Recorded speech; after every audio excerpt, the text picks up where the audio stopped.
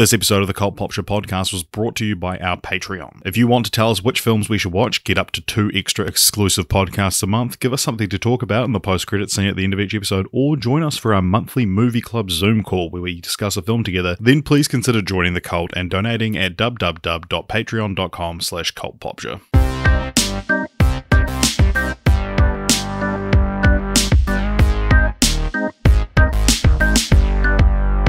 Right, okay. Hello everyone, Yeah, welcome here we along go. to another very last minute episode of Richard and AJ didn't know what this podcast would be about this time yesterday. This time... Okay, this time yesterday. I was going to say this time this morning, but that wouldn't make sense. Yeah. No, what we had some ideas. So essentially, if you're new to our show, welcome and thank you for sticking around. Between episodes of Film Franchise Fortnights, we try fill out the week with some kind of content. It's often shorter form, but that's okay. And we've got our annual Oscars season coming up, where we do Oscar-based podcasts. Oscar bait podcasts. Yeah, and between, but we had this 1 week free, and it was like, well, what do we do it on? And because last week was delayed, we were sort of like concentrating on that. And so the Snyder Cut came out, and I was like, well, let's just do a Snyder Cut thing for the podcast. And then by the time this morning rolled around, it was like, okay, but what? Like, do we just review it? And then Richard was like, I'm probably not going to be able to watch it in time. So, because you know what? Also, it's 4 hours long. Yeah, and also having seen it myself, I'm not sure there is a minimum 45 minutes to an hour episode in it. Yeah, of talking about it. I don't know if I have that much to say off the top of my head. I would need to write some stuff down. I did think maybe we could do like, you haven't seen it, so you interview me about it, or we do like. But then the interview would be entirely, don't tell me anything because I'm going to watch it. But you've seen Justice League 2017. It's. Yeah, but I don't want to know what the changes are. Like, right. I don't know. What would I be interviewing you about? I don't know. Without describing the movie or answering my question in any way, does it improve on Justice League? But don't tell me. I thought you wouldn't care enough about the movie to worry about spoilers, was my assumption. No, it's not so much about spoilers. I don't know. It's more about I more want to form my own opinion. Right. I thought of as well doing sort of a spin-off on an actual movie or cheese dream game, where it's I describe scenes to you and you have to work out if they're actually in Zack Snyder's Justice League or if I made it up. But I don't let you tell me what to do. The answers. Yeah, I don't. Well, the fact that I didn't once consider that you would care enough about this movie to not want to know certain things. So we're not. I don't like when you see movies before me. I'm sorry. Well, okay. I will stop watching any movie before you then. Okay. No, well, I wouldn't want to do a podcast that highlights the power imbalance of you having seen a movie that I haven't. Have you seen George of the Jungle yet for next week's Film Franchise Fortnights? No. Neither. So instead of all of that, we thought we'd do a classic Cult Popture tangentially related topic. It's not that tangentially related. It's still tangentially, as in we're doing it because the Snyder Cut came out, we're doing this subject. That's what I mean. But this is actually an idea we've had for a little while. Yeah. And this is a good place to do it. A good week to tie it into. So what this is, I'm not 100% on what the title of the episode will be. At the moment, I'm thinking... Movies that deserve a second chance. Yeah, or second chance or second attempt. Or I think second chance, because we'll go over it and like what that can mean. Okay, well, take it away. What does that mean? Okay, so movies that deserve a second chance. What I've kind of divided this up into, so we took suggestions from Discord and Patreon, and we'll kind of talk, but and Twitter. In my kind of categorization of this, and a few of these have happened recently or are going to happen. So that's like ties into multiple things. But obviously, so I've got 4 different categories of what a second chance can mean. Mm-hmm. So. You've got like a recut of the film, which is, we saw with The Godfather Coda, The Death of Michael Corleone. or the Snyder cut, or there's Rocky 4 is getting another cut. Superman this could 2. be in the Superman 2. And so another option is as a sequel. And so this one, something like the Suicide Squad, James Gunn's upcoming Suicide Squad, is, that's a sequel, but it's a second chance. It's Venom, Let There Be Carnage is kind of looking to be that. All 3 Wolverine movies. Yeah, exactly. Yeah. A remake or reboot. So these are kind of different, but I put them together. But you've got like A Star Is Born, or which, even though the originals of that aren't bad, but that was just the first example that came to my mind of a remake that is good, or like the upcoming The Batman. Just another chance to get DC's Batman right. Yeah, because one thing that is important for this whole discussion is the reason it needs a second chance is because it's taken a idea that had good stuff in it and fucked up the execution. Yeah. And so it's a second chance in the sense that so often we just have good ideas wasted on bad movies and are never revisited. But things like the Snyder cut maybe suggest that it's not always the way. And some of these times it's like, there's gold in them there hills. And exactly. It doesn't take much to make it good. So those are 3 options. The 4th option is actually the most simple one. And that is a second chance in the sense that it just maybe needs a critical reevaluation. Okay. It needs to be looked at under a different lens. A classic example of this for the podcast would be Josie and the Pussycats, or Big Trouble. These kind of movies that weren't super well received when they came out, but have now garnered a cult following. I think people need to rewatch Robocop 3. Especially in the ACAB age. I think Robocop 3 has a lot more to say than its 3% on Rotten Tomatoes suggests. Yeah. But I think that it'll be interesting to go through as we look through the suggestions that people have made. That some of these I think are going to just be critical reevaluations, that you look at it under a slightly different lens. You don't judge it so harshly. I think we'll see some interesting stuff. So let's just crack right into it. We've divided this by platform as to where they came to us. But starting off with Twitter, do you have anything else you want to say before we crack into it? I was just going to say I haven't taken everyone's ideas, and So if your idea isn't here, it's because it was bad, or because someone else said it, and it's like, cool, that person said it. But otherwise, we've credited everyone. At Swagless Joe, Ryan O'Brien on Twitter, said, I've always been a fan of Halloween 3 Season of the Witch. The premise always intrigued me, as well as the tone and commitment to gruesomely melt a kid's face off. I feel to some it only bears the title of being the one without Michael Myers. I feel it could go us another round. Now, to me, this is one that needs just a simple critical reevaluation, and it has gotten there, and this is a cult classic, and a lot of people consider it their favorite or their second favorite Halloween film, because it's just a fairly original horror movie from the 80s. But what do you think? I pitched in the Halloween episode, I believe I pitched a direct sequel to Halloween 3 that was about what it's like to now exist in a world where an entire generation of children were killed. Yeah. So I was unsure of what the critical response to Halloween 3 was these days. And then I watched a Chris Stuckman review, and he was so harsh on it. And he was like, really? This has got to be... He was like... Because he loves Halloween, the movies. Right. But he was like... this has got to be one of the most boring horror movies ever made. And I kind of see where he's coming from. I wasn't crazy about Halloween 3 Season of the Witch, but I do agree it just has had a critical reevaluation. I don't think it necessarily needs a remake. It maybe just needs to play at a film festival and remind people that it like exists. a big good like midnight movie kind of thing. Yeah, I think that as well, this could be... It'll be really interesting to see this remade as well, because it is a cool premise. And if you haven't seen it or you haven't heard our episode on it, the premise of it is essentially that these Halloween masks are being sold, and when this thing plays on Halloween night, and it's going to be like, all right, kids, put your masks on, and it just it murders the kids. It turns them into bugs.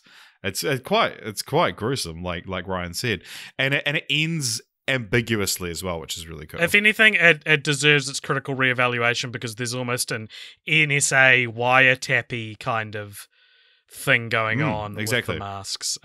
So it might be more. I think I think if you did remake it should just be called Season of the Witch, though. I think its association with Halloween. Cool. Well, I mean, that doesn't even make sense as a title for it, really. Yeah, but, true. It just to be Silver Shamrock. Happy Halloween, Halloween, happy Silver Shamrock. It's this one. I think for what it's trying to be and for what similar movies around the time are like, do quite well critically. It's not, the quality isn't that different, but I think at the time obviously people were just upset that it didn't have Michael Myers. It has a fantastic tagline though. Because the original Halloween has "The Night He Came Home" as the tagline, and then this one is "The Night No One Came Home." Oh God! Ooh. Our next suggestion. God! Our next suggestion on Twitter is from @TylerBrayley. He says, "Never understood why both Surrogates and Jumper didn't get sequels when they both end on a setup. I still think of Samuel L. Jackson trapped in that cave on the cliff in Jumper. Do it now while Hayden Christensen's stocks are cheap." I haven't seen Surrogates, so I don't. Surrogates is the Bruce Willis movie, right? Yes, I don't know if I can comment on that, but Jumper is a really great example of a movie that everything about it was set up to be like, right guys, so we'll do a franchise out of this, obviously, and then the first one came out. Was it that bad? I don't remember it being that bad. Should we check its like critical reception? Because I have a similar thing that it's like, it's just assumed it would be a franchise, right? This is the one about Hayden Christensen teleporting. He has teleportation powers, if people haven't seen it. Let's go, where are we? Critical reception, 15% on Rotten Tomatoes. That's so low for how good I remember Well, no, I don't remember it being good, I just don't remember it being bad. And I remember being like really fascinated by the concept of teleportation. It's based on a book series as well, which has several sequels. Yes, yep.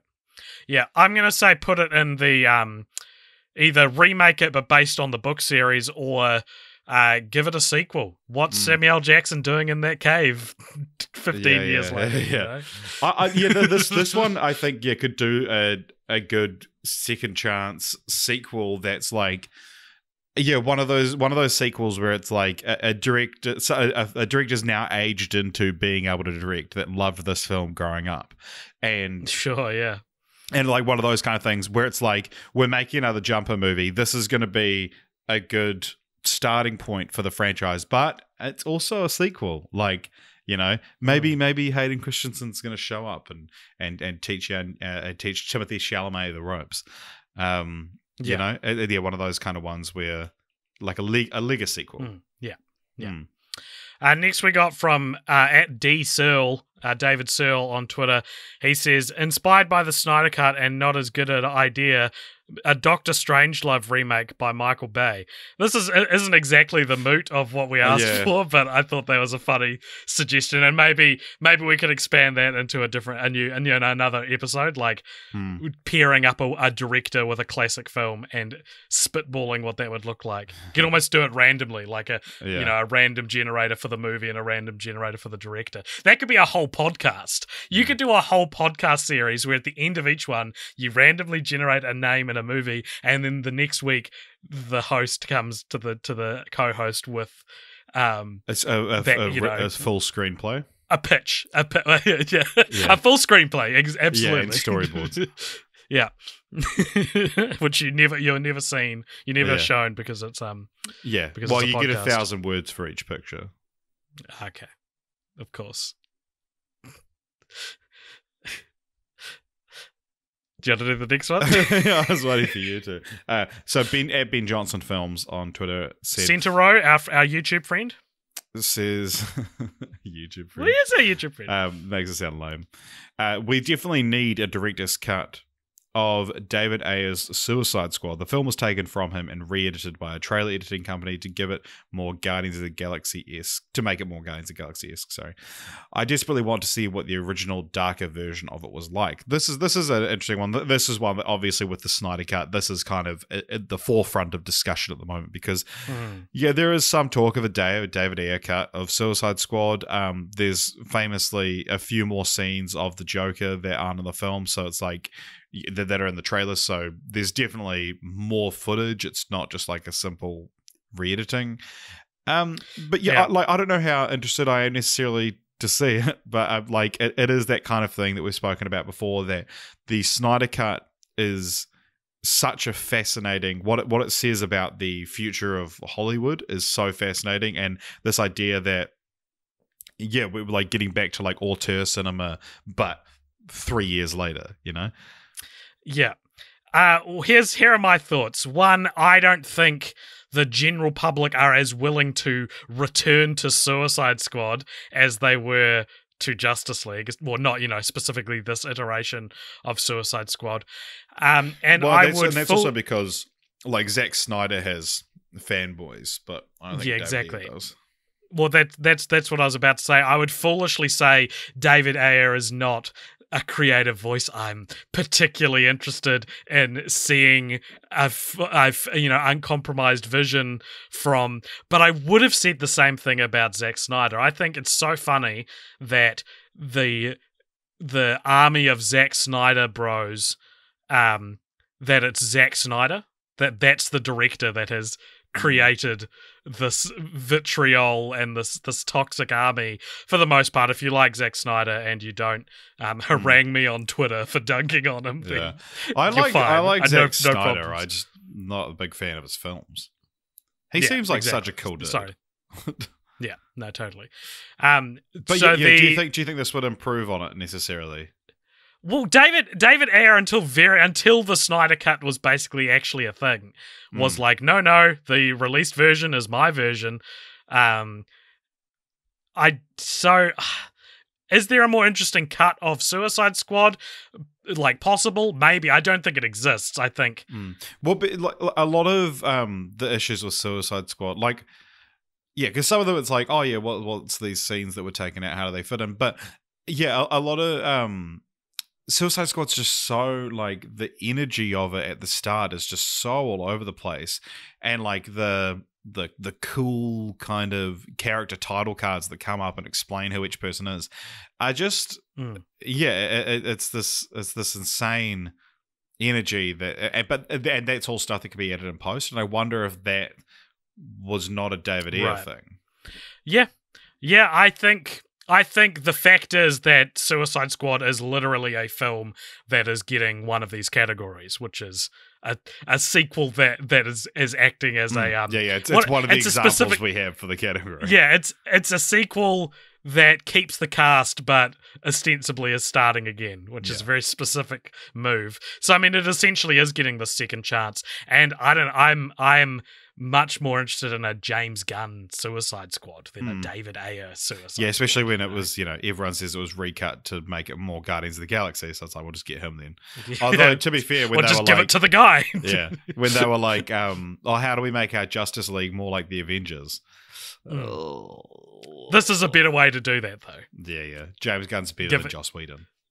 Well, and also because I don't disagree with that, but also, we don't know anymore, do we? Fuck. Every day new shit's coming out about people. But no, I was going to say that like Joss Whedon was dealing with something that was half finished, whereas James Gunn wrote the script and everything. So it's So I'm not interested in seeing David Ayer's uncompromised Suicide Squad, but I'm looking forward to James Gunn movies. Yeah. So Strahan Cole. Not sure how to say that, but I tried two ways, so hopefully one was right. He's on the Discord. I think it's Strahan. I think it's just Strahan. Right? Oh yeah. That's a very American pronunciation. Like call it the saying Craig is Craig. But anyway, Spider Daddy. They go by. But Wonder Woman 1984, I just want to believe there's a good movie hiding somewhere in there. Now, this is a really interesting one because I I'm thinking more about like how I felt about Wonder Woman 84, like as the credits started to roll, and I think this one could actually be improved with a recut. However, and I'm going to say something very controversial here, especially for you, AJ. I actually think that this would be improved by bringing to HBO Max Warner Brothers Wonder Woman 1984. I think this actually needed some studio notes, and I think that's the problem. I think that we got Patty Jenkins' Wonder Woman 1984, the uncompromised vision, and seeing comments from her about the film, I actually think that if someone else had a pass at the edit, it might have been improved. Well, it's the script too, and I actually totally agree. I was a pretty big Patty Jenkins fan when she only had 2 films to judge by, but like Wonder Woman 1984, she's one of the sole screenwriters on it. Like she wrote it as well. Yeah, and just I find it so interesting, that quote from her about how like she fought to keep both openings in the film, and it's like, oh, that was the wrong choice. One of the things wrong with it. I'm not convinced there is a good movie hiding in there somewhere. If we're giving it's just Pedro Pascal's scenes. Yeah. If we're giving it a what are the categories again? So we've got a recut, sequel / that's like a retry, a reboot or remake, or a critical reevaluation. I guess it would just be a recut then, wouldn't it? Yeah, it would have to be. Yeah. Like that's. Yeah, I mean, you could probably. This is similar. We'll talk about this, I think, because I think someone suggested this. This is similar to the Hobbit trilogy, where it's more like the bits and pieces are all there. They were just put together wrong. Yeah. Like, you can probably cut out a lot of the troubling stuff or redesign what Cheetah looks like, if that's one of the problems. Yeah, exactly. And stuff like, but even, Chris Pine coming back in someone else's body, that I think could be cut out of the film. I don't think you would have to reshoot much, if anything. Maybe a little bit ADR, but you could kind of remove that from the film without really changing anything, and that's why it's so weird. Is because the scene where she realizes that she's essentially sexually assaulting this man and that she's stolen someone's life doesn't exist. And so the scene where the reason for him coming back in this way to make sense, to like actually fit into the story, doesn't exist. So you could just take out the scenes where they say that and he's just miraculously appeared. It's so strange. But and like Pedro Pascal was great. I loved him. He was great. I had so much fun with him, and I actually think he's a great idea for a villain and a lot of things. But this could be done differently. And I think it is like a recut could improve it. I don't know if it would make it on par with the first one or Monster, but you could improve it with a recut, I think. The first ever producer cut in history. Or like thing advertised as a producer cut. No, actually it's not. There's oh, it's not? I saw a movie recently, I think Highlander 2 has but like marketed as the producer's cut. Interesting. Yeah, or Halloween 6? Yeah, Halloween 6 had a producer's cut. Fascinating. Interesting. Yeah, it's that's the one with Paul Rudd. Oh, yeah. For anyone following at home, the film's home media release, the original work print of the film, blah blah. This version, dubbed the producer's cut, developed a cult following, and it was officially released on Blu-ray as the producer's cut. Oh, all right. Well, Tim _Bat, our friend of the podcast / our podcast network daddy, he's tweeted us and said, X-Men The Last Stand. What's interesting is they kind of did get a second chance with this. It's called X-Men Dark Phoenix. Like you want a third chance at the Dark Phoenix storyline? And Tim didn't add anything else. And I think maybe he's just listing like a movie he'd rather see be better. Because I'm thinking like, is it the specific events of that movie? Like, are you saying like the sum of the parts are better than the whole? Or is it who directed Last Stand? Brett Ratner. So is he wanting a Ratner cut? Release the Ratner cut! Because that sounds like that's the only possible. I mean, it has sequels, it has a remake. It's probably not going to get a cultural reevaluation. So I would say a recut is the only option left. Yeah, I don't. Yeah, no, I just think it's a very funny thing that's like, because there is a second chance, and we know exactly what it would be like. All right, what do we got next? Owen likes comics. The first thing that came to mind for me was Spider-Man 3. Raimi was forced to add Venom and the Black Suit in, and if you disregard that, there's probably a really interesting movie in there about Peter, Harry, and the Sandman. I think this is a a possibility as well for a recut. The Raimi cut of Spider-Man 3, and today's post Snyder cut world. Not only do I think that this could very easily become a movement that springs up to release the Raimi cut, I think it might actually happen. I mean, you're dealing. I think Venom's too intrinsically tied to the climax of the film, but I think the Peter, Harry, and the Sandman. You've got a great conclusion to your trilogy there in a lot of ways, and like, because you think about the worst parts of Spider-Man 3 that people talk about, it's the emo Peter Parker strutting down the street, and that's all a result of the black suit. That's true. That is true. So do you cut out all that? I don't know. I'm just like, you're dealing with very different parameters because the movie is how old now? Like 15, 16, 14 years old? Yeah. Yeah, 14 years old. And so, you can't just go and reshoot something with a now. Yeah, that's the thing. You need a few reshoots and a lot of extra CGI and stuff. Yeah. But in a perfect world, I think this could very, very much be possible. Or this could have been give us a if we were doing this podcast in 2009, it would have been like, give us a Spider-Man 4 that fixes all these mistakes. And I mean, with all the rumors of all the Spider-Men appearing in Spider-Man No Way Home, and Sam Raimi actually directing Doctor Strange 2, what I'm saying is like the cauldron, all the right ingredients are being added to the cauldron for a fan base uprising clamoring for a true vision of Spider-Man 3. Though, as you say, it does sound like it was at the script that the problem was, not at the edit. Dylan at Dylan Hutton 4 tweeted us and said, even though I don't mind the films we got, the Hobbit trilogy could get recut, cut out the filler, which puts it down to 2 movies, and we've got an adventure that seems more desperate and driven, or better yet, show us Del Toro's version. It's sad we didn't get that much love. Thank you, Dylan. Now, look, we talked about this on the Hobbit episode. There is a good movie and a half in The Hobbit that you could edit out of it. And people have done that. There are countless fan edits of the Hobbit trilogy. To follow on directly from Spider-Man 3, Topher Grace did a cut. Yep. A 2-hour cut of the Hobbit trilogy. And I believe it was to deal with the stress of playing David Duke in BlacKkKlansman. Yeah. Or like that was his way of like decompressing when he got home. Yep. So while I think this would be another producer's cut, because I certainly don't want to see the Jackson cut of the Hobbit trilogy. I mean, I have seen just longer. I have seen it. There was the extended version that was horrible. But I do think more than seeing a recut, I kind of would rather they greenlight Del Toro's version. Yeah, the remake / reboot. Yeah, why not? Route. Yeah, just be like, cool, I'm making a Hobbit series. Yep. And I guess because we're getting the Lord of the Rings TV series as well, it's like, exactly.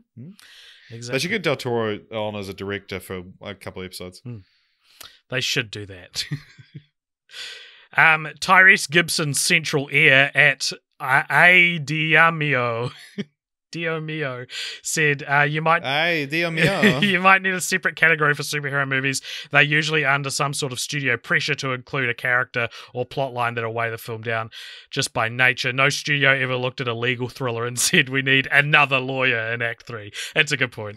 That's fun. A very good job. And Jezza at Holding the Molo said, Godzilla King of the Monsters by Gareth Edwards. Take on board some of the criticisms of the first and make something biblical like the trailers implied.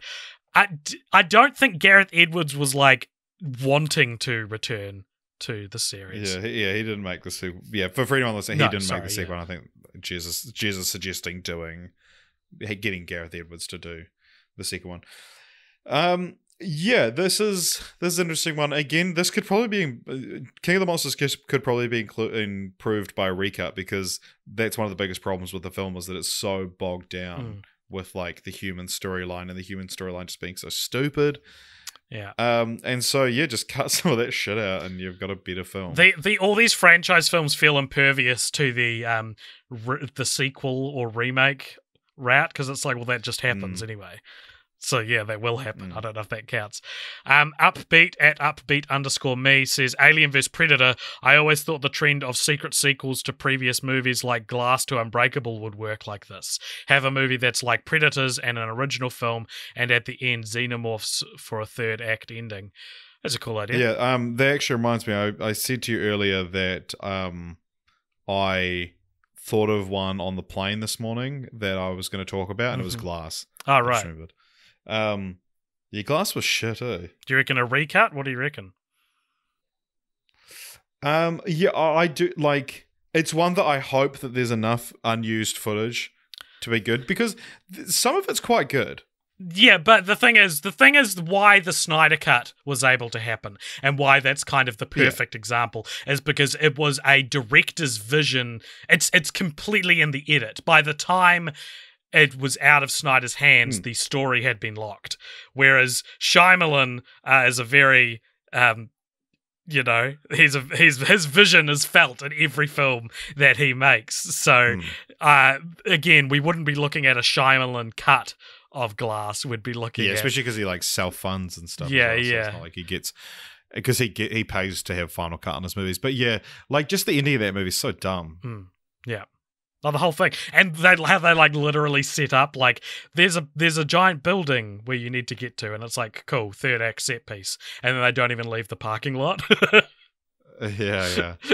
It's that's a baffling movie. Yeah, maybe if just someone else says, I'm going to make the third movie in the East Rail 177 trilogy. Over on Discord, Dan from Hawaii and Dr. Barrel from Sweden both suggested the cat's butthole cut, which, if I have a feeling the meme stocks that Cats as a film has died with the pandemic. People wanting to talk about Cats has gone. Like people aren't talking about Cats as much anymore. So that is to say, I don't think the joke that existed has got enough power to actually release the coveted butthole cut of Cats, which, if you don't know, was an earlier version of the film, which apparently all the cats had buttholes. I don't think it exists. I think it's not true. Neither. Yeah, there's like, someone made a joke about it, and it was like, okay, well, this is obviously fake, but then someone else said something about it. But then it's also like, that could just be fake, And then there was like a leaked screen grab or something like that. Anyway, it's stupid. I don't think it exists. Dan from Hawaii also says Jupiter Ascending, which a film I haven't seen. Explanation: it's a hot mess of a film with a lot of strange choices left and right. I can't help but feel that there is a lot cut out for the time. They would have cleared up some things. It's also by the coolest sisters in Hollywood. I haven't seen Jupiter Ascending, but it feels like it made such like it didn't make a drop in the ocean of pop culture that it's like, just make a different movie. I'm more interested in seeing the voices of the directorial voices make new stuff than specifically seeing like The Matrix. Yeah, exactly. 4. Yeah, which was apparently called, or another Speed Racer movie. Yeah. Have you seen Speed Racer? Yeah, man. Do you like it? Do you? I watched a little bit of it and then was like, this is not for me, and turned it off. And all like the bougie film people on Twitter are like, oh, it's underrated and amazing. And do you just mean Patrick H. Willems? No, Nando V Movies really likes it as well. And it's just like, I don't know. I'm sure maybe I need to reevaluate it. Maybe it needs a reevaluation from specifically me. That's the thing. I think Speed Racer is more of a critical reevaluation, but it's one of those things where it's playing a game that no one else is trying to play, and that's why people don't get it. Yeah. And it's surrealist, you know, and it's not trying to. It's essentially replicating the feel of anime, but in live action, and it's crazy, but it's in a good way, I think. Right. And it's not perfect, and I think, you know, the people like Patrick H. Willems and whatnot talk about it as if it's a flawless movie, but it's an incredible piece of artwork and filmmaking, which I watched once on my iPod over a decade ago. Granny Smith Fossaway. Sue says, and this is quite a common one in these kind of discussions, Eragon was a series of books written by a guy. I subtly put their repetition of the word art in there, who was 17 at the time. I didn't know that. And the books were pretty good, great for middle grades, for an intro into fantasy, and it was made into a movie that was absolute. I think it was a poop emoji, which is the opposite of being absolute. Oh, yeah. It was supposed to become a series of movies, and it never happened because the first one flopped so hard. Yeah, I don't know enough about the Eragon books, but I've heard they're really good, and that like this is the classic. And actually, the Stella Truzuma also said the Percy Jackson series. Yeah. All of them just no. Yeah. And these are two classic examples of like film adaptations of a book that missed the point or were terrible for whatever reason. Just so it's not a case of a recut; it's a case of just a reboot. Whenever we do, these are readaptions. Yeah. Whenever we do an episode like this, where it's like getting suggestions from people, so many people suggest book adaptations, and it's so often for me undercuts what the point of the discussion is, I guess. Although I guess the Snyder Cut is in a lot of ways a book adaptation, in that it's a comic book characters, but it still is a specific story. Like I remember when we did, you went on this episode, this is from years ago, we did movies that should get a TV show adaptation, and so many people were just like, I didn't like this adaptation of this book, so it should be a TV show. And it's like, okay, that's not exactly what I meant. Yeah, but especially like when you're like, oh, I've read this book series and they made one movie, and it's like, they'd be able to have every line of dialogue and every scene from the book if the movie was 9 hours long, which it could be if it was a series. Yeah, exactly. And on similar lines, Dr. Barrel from Sweden says, fucking Narnia. It is 6 books with an insane plot and only the most basic of movies. I believe a Narnia series is in production, is it not? Yeah, it sounds right. I think it would work better as a TV series, actually. Yeah, I don't know. Narnia is weird because they didn't finish the film series. Well, they adapted them like out of order and stuff as well, I think. Yeah, well, the books are out of order, aren't they? You're out of order. I'm out of order. You're out of order. And Mike Noise bumped up, says, we need to forget about the Dark Tower movie that was made and do the franchise properly as an HBO series.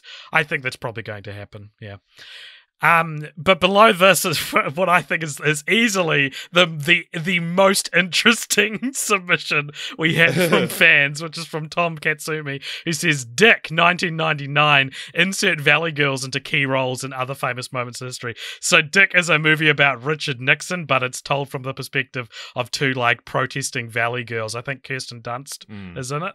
And it's Michelle Williams. That's such a funny idea to me. To be like, it's Forrest Gump, but with basic girls. That's great. Yeah, I love that. Sweet. Yeah. And would that be like maybe is this a movie that just needs a critical reevaluation? Although it has 71% on Rotten Tomatoes. But give us another go, because it's like you say, this is an evergreen plot structure essentially. Yeah, sweet. Love it. Thanks, Tom. Granny Smith Fossaway also said, Westworld is a great example of a terrible movie that had a great idea and was turned into at least one season of an amazing show. Haven't seen the movie or the show. I've seen bits of the show. But this is a great example of what could be born from what can happen, this podcast conversation. And Mike also said, not my idea. I saw someone suggest we let Abrams redo The Last Jedi and we let Johnson redo Rise of Skywalker. Then we can know how both would have finished the trilogy. What a fascinating concept. I don't want to keep watching Star Wars, but Star Wars in general probably should make an appearance on this podcast episode, because I think you should redo. I think you should just make Duel of the Fates. Like maybe it has to be animated or something like that. But I would be very surprised. A motion comic kind of thing. Yeah, and all the actors, half the actors are so burnt out that they don't want to return. But yeah, half the audience is so burnt out, myself included. True. But yeah, I think yeah, that's such a fascinating idea. There's also the movement to get fans to remake The Last Jedi. Remember that? Yeah, man. That was great. And that this group of fans somehow thought they would be able to like raise enough money to make a full budget version of. They actually had quite a lot of pledges, but it's still like illegal. That's the main problem. Yeah. But even like I mean, I know the prequels have their fans, and I'm not one of them. So even then, like, yeah, remake the prequels with better assets. Remake everything except New Hope and Empire. Yeah, man. Fuck yeah. Like, or just accept that those will be the only two good Star Wars movies. Yeah. And Rogue One. I think that Star Wars is shit, man. I think that that there are a lot of bad things that will come out of Snyder Cut culture. That people, entitled fans. Oh, and it'll stuff. be like fanboys. Yeah. But at the same time, I'm kind of charmed and morbidly curious about what could result if this got even bigger. Like, imagine if there was enough outcry to remake every Star Wars movie that actually happened. That would be fascinating. Like, it almost feels like it'd be like the intellectual property free market, and anyone can just make whatever, and like what a world that would be. And because like scaling it back, I said that I didn't really care about a David Ayer Suicide Squad cut. If it exists, I would watch it. Like, I think there is a perceived negativity to, or like the people talk about Snyder Cut stuff as like, oh, and now we're getting another version of Justice League. It's like, I reckon I would be very interested in seeing alternate takes at major blockbusters quite often. Yeah. Well, like, honestly, even I would be satisfied with, like, especially for the Star Wars examples, that, like, just a tell-all interview each with Abrams and Johnson, and just be like, what would you have done? Yeah, that'd be good enough, yeah. Because the thing is that, a lot of them go, like, they'll try and be like, oh, actually, I didn't think about it, or, just let them do his thing. But it's like, with how much we as fans, or once fans of Star Wars, would, like, think about what would happen in the next movie. Surely you must be doing that if you wrote it. Like, you just think like, yeah, it's insane to me that they've both kind of just been like, no, that's what I would have done, or like that's I didn't even think about it. It's like, I'm like just genuinely curious, like, in the broadest strokes, where did you see each of these characters going? Yeah, absolutely. Granny Smith Fossilway said, what about the gun cut of Ant-Man? Did he mean the Edgar Wright cut? I don't know what the gun cut of Ant-Man. Yeah, I don't know if that's like a common thing, but yeah, like there's the scene that Edgar Wright released as like a proof of concept of Ant-Man was Ant-Man running up a gun, but that does happen in the film. I don't think Edgar Wright has any footage, so I don't think one would be possible. No, there's the test reel he did to show what Ant-Man's powers would look like on camera. Yeah, but it's not like the Snyder Cut where you can just release it. Or fuck it, if we're doing remakes, yeah, get Edgar Wright back, do an Ant-Man movie, Edgar Wright's Ant-Man, and then get Peyton Reed to make Hot Fuzz. Yeah. What a great pairing. Dan from Hawaii also says Josie and the Pussycats deserved a sequel. What do you think? A sequel? Or just a reevaluation? Yeah, I don't know. Like, yeah, like this is definitely a classic example of just needs a critical reevaluation. And I'm not sure, like, a sequel would solve the issues, Yeah. With how it's received, but I mean, you could do, like, because it's such a satire on like consumerism, that you could probably tie it into like the bands getting back together for like a nostalgia tour and cashing in on all that, and have another. Yeah, actually, no, yeah, I could dig that. Can you do that with films that have sort of as low of a profile in the pop cultural landscape as Josie and the Pussycats, though? Like, it's not like other cult films. Yeah, like maybe like an HBO series. Like, I like the film, and I don't think I could even remember enough of what happens in it to like be emotionally invested in a sequel with the same characters and stuff. Dan also said maybe just a series of shorts online produced during the pandemic, and like that, and just to get the conversation around Josie and the Pussycats happening again. Yeah. Dan also said he thinks Venom applies, which Venom is getting that literally that same as the Suicide Squad, a second chance sequel. Yeah. But I think he's saying it should get a recut. He says it's a film with seemingly no second act, just cutting from the first act to the third act in an instant. I would love to see a 3-hour director's cut of it. I don't know if I could take 3 hours of that movie, but I do like Tom Hardy. Stella True Zoomer says a redo of Yesterday but without Ed Sheeran. I don't necessarily agree that Ed Sheeran was bad, and we talked about this the last time we talked about the Snyder Cut on this podcast, which was when we looked at Lost Media. The original script of Yesterday is sounds so much better than the movie we got, in my opinion, and I would love to see that. Yeah. But the sort of the biggest change is that he never makes it big because that's realistic, and the whole point of the story is that it's about that feeling that like you can be holding on to the greatest, something you know is great, but you're not the vehicle for that to be delivered to the world. A feeling that we here at Cult Popture feel burning in our souls.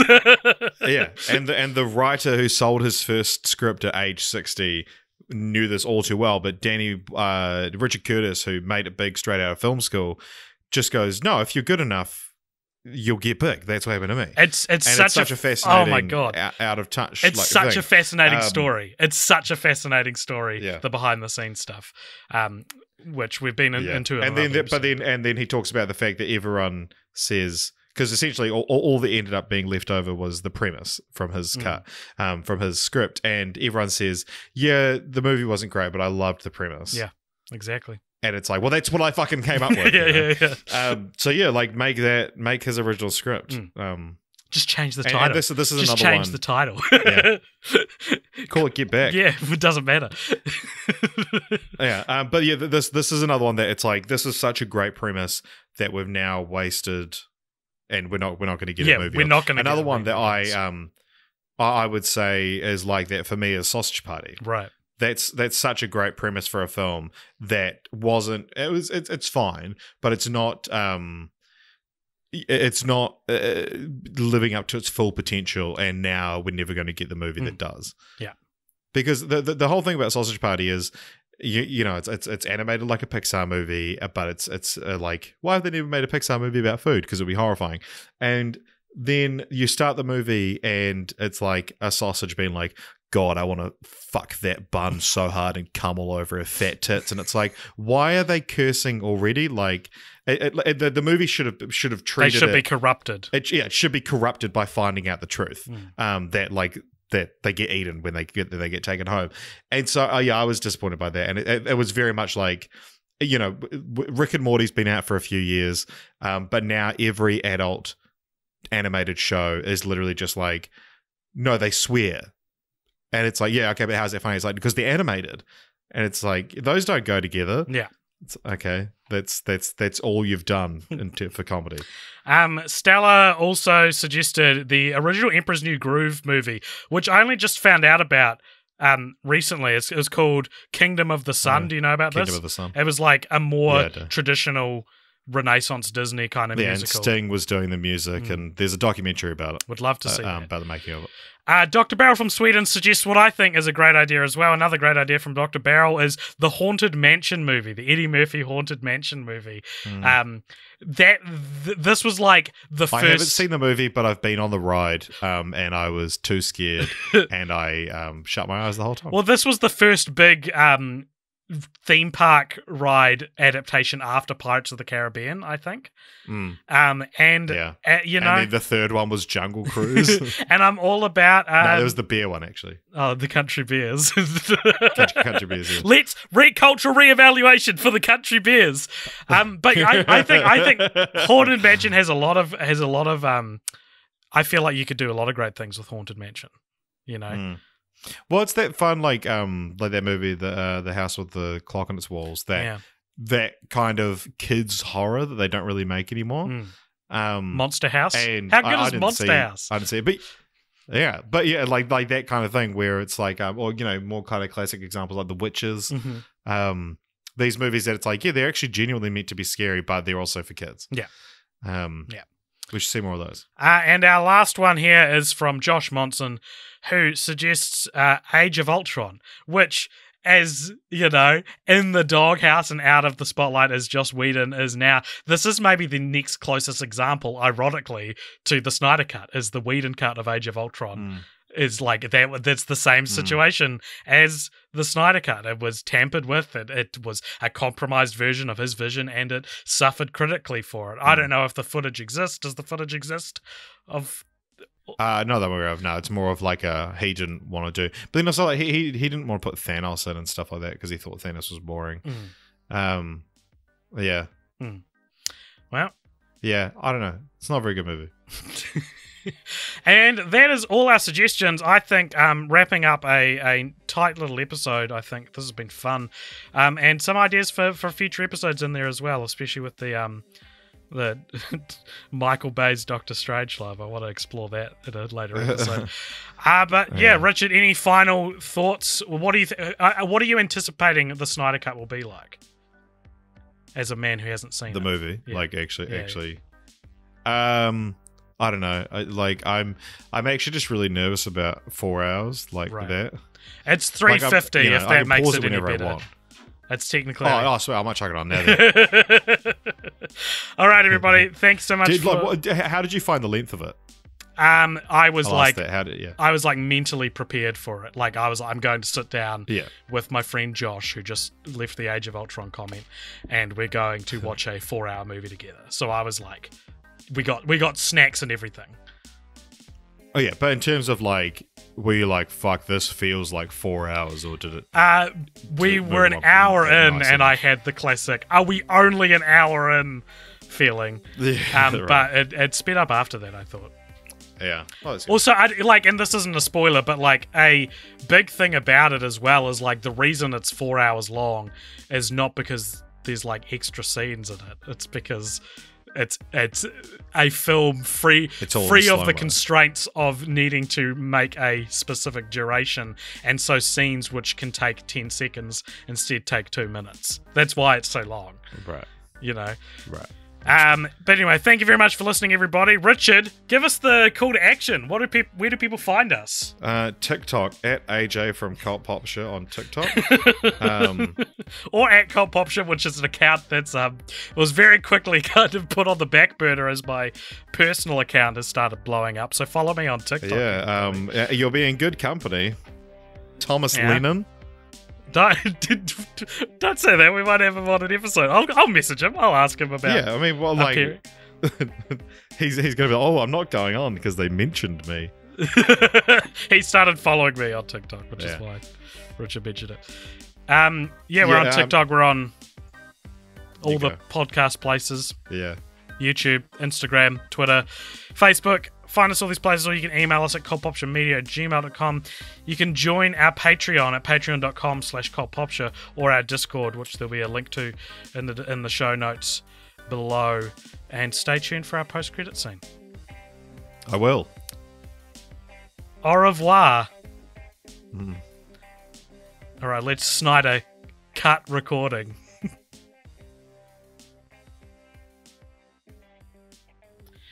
All right, welcome to the post-credit scene. This is a section at the end of each episode where if you donate $5 or more over at patreon.com/cultpopture, you get to give us something to talk about in the post-credit scene. And today's post-credit scene comes to us from Dylan Hutton, who asks this question. He says, have you ever crapped your pants in public as an adult? Sorry, you don't have to use this one. No, I haven't. You haven't? Have you? No, you're going to leave it all on me. Not in public, I don't. Yeah, not in public. I've certainly crapped my pants as an adult, though. I feel like crapping your pants as an adult is similar to crying as an adult. Like I do it once a year. there was like a decade of my life where I stopped crying and didn't cry again until I was in my 20s. And similarly, what made you cry? Because you pooped your pants. Yeah, they're not. Yeah, they're related. And similarly, I don't think I pooped my pants from the ages 7 through till my mid-20s. So I've had nothing interesting. Yeah, it's just like a shart, isn't it? Yeah, that sort of thing. I got very drunk when I was very sad about something, and you were crying was with my friends, and you should. I nearly cried, and I was peeing. I was very drunk peeing. And trusted a fart as the second. Putting this at the end of such an innocuous episode. I don't need to go into what happened, but suffice to say, I slunk out of. I was like, I'm going home to everyone. I had my soiled underwear in my pocket, and it wasn't like. I should clarify, it wasn't like extremely soiled. It was just too much to wear, but not enough that I couldn't. Should we do a different post-credit scene? I'm really going to finish the story. Fuck it. I shat my pants when I was drunk and then I dumped the evidence in a public rubbish bin. That's what happened. And I left a party and then I was like, I'm never telling anyone about this. And then the next day I messaged my group chat and was like, have you ever got so drunk you shat your pants and then left a party without telling anyone? Yeah, I remember. Do you remember what you messaged me? No. Well, I won't repeat it. Was it exactly that? No, it wasn't. What? Yeah, what did you say? Because it was about the fact that you'd, in the last 24 hours, you'd shitted and farted. And one other thing. Oh, very nice. All right. Well, this whole episode was such a not necessarily a beginner's episode, but not a particularly intimate episode. And then we end with a very intimate story that I don't want to release. But there we go. The things I do. I feel like this episode is one that it's like, you would be like, oh, check out Popture, they're real cool. And then you put this on, but this just sounds like any other movie podcast. Yeah. This is what I'll do if you give me $5 or more a month, is I'll tell stories like this.